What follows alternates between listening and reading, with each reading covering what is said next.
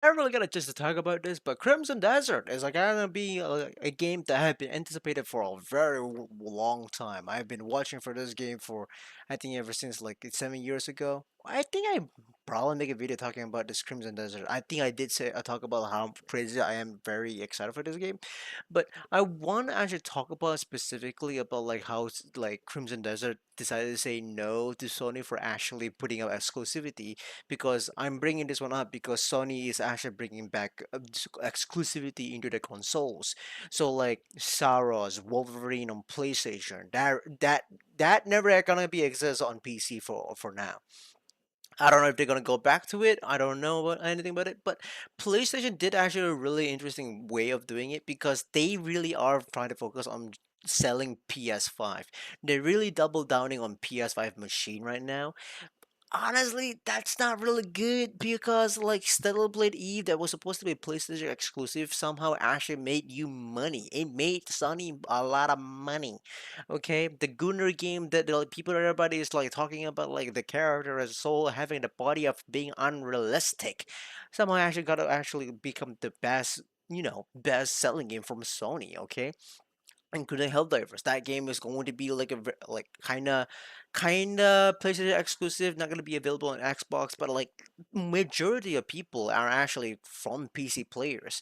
But the reason why they actually try to become PlayStation exclusive again is because Steam Machine and also other companies are also doing like consoles right now because like I don't know, I guess like because of the RAMs issues are going around, building a PC is not actually viable at this point. So like if you're someone actually want to play a game, console might be the best option, which is like probably much more cheaper compared to like buying a whole entire PC.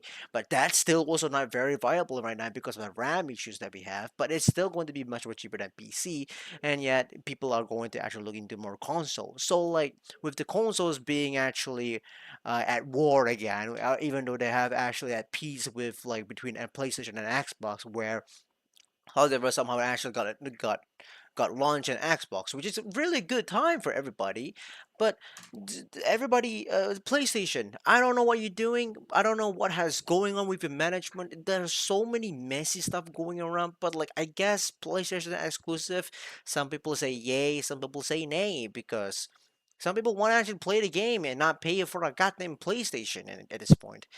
But PS5 itself is a pretty interesting machine. It's a good machine by itself, but somehow it wasn't really the best of the machine because sometimes it did actually held its own lackfulness when like they're trying to actually handle some of the games that like supposed to be 60 frames, but it couldn't even do that. It's supposed to be locked at 30 frames.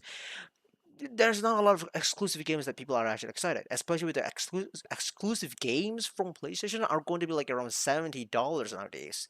So like I don't know what's the best option for you, but like when you go to Steam, the sales on there are actually much more better there compared to the PlayStation as well. Especially with the PlayStation, if you go back to PlayStation and you want to play multiplayer, you gotta do a subscription, which it's a no for me personally.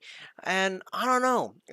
Honestly, I'm just glad that Crimson Desert decided to actually say no to PlayStation exclusivity because like that would actually hurt a lot of people, especially with the like especially the dev itself because like they spent 8 years of like making this game and then like oh it's gonna be locked behind the PlayStation. No, that's not a no. That's a no go from them without a doubt. They want to actually make it appealing as much players as possible. They even actually make this game available on MacBook, by the way, which is that's how much they want to. That's how bad they want to actually make this game everywhere. Okay, because I've heard the optimization was actually really good. The game performance was actually 80 frames per second in the backend preview from Los Angeles, which I wish I could actually go there, but I'm not a big content creator, nor do I have the credibility to actually become a liable source for the developers to actually put me in the spot to try out their games. I would love to give them the criticism that I can think of, but regardless, Crimson Desert is going to be a game that I'm really gonna be looking forward to. You can see me actually playing this game on stream, and I will be very critical about this game without a doubt because I'm a guy. I just recently just play of Dragon's Dogma 2 recently. I haven't finished it. I started it off, but I really do enjoy the game, despite me being very critical and trying to be very negative about Dragon's Dogma 2. I do enjoy the game regardless when all the issues that I talk about are gone. It's really good.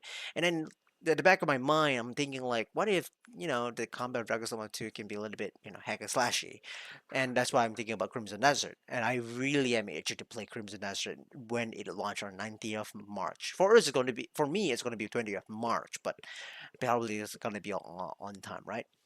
Now, other than that, Sony, I don't know what's the future of Sony to be honest with you with the exclusivity because I'm glad that the Stellar Blade publishers are actually not publishers, the developers behind the Stellar Blade are actually going to be self-publishing. They're not going to actually look behind Sony at this point, which is a good thing, okay? Because Stellar Blade is a game that I do want to play, not because of Eve, even though I am actually rocking hard for Eve.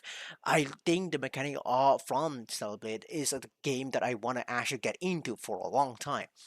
And with the new upcoming sequels from from Cellblade developers, I want to actually see more of it, what they can do. So exclusivity, what do you guys think about it? Do you think it's a good move from PlayStation, or do you think it's not a good move? Because personally, it feels sucks because we won't be able to play Wolverine to be honest with you. But I'm more worried about is like where the hell is Xbox going to go now at this point? Because like consoles are not going to be console exclusivity are going to be there, and then like Xbox games are going to be actually be releasing on PlayStation, like Halo and also Doom.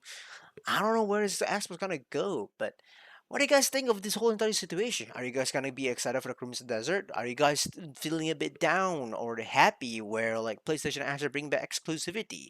Do you think like your PlayStation 5 is actually worth your money over the long period of time, even though like we're not gonna be able to get PS6 like maybe the next 2 to 3 years. So I don't know. Let me know. Let me know what you guys think about like in the comment section. All right, that's pretty much it. I'm thinking I talked too fast right now, but I apologize. I have an ulcer, two ulcers on my tongue, by the way. All right, sayonara, suckers. See ya, guys.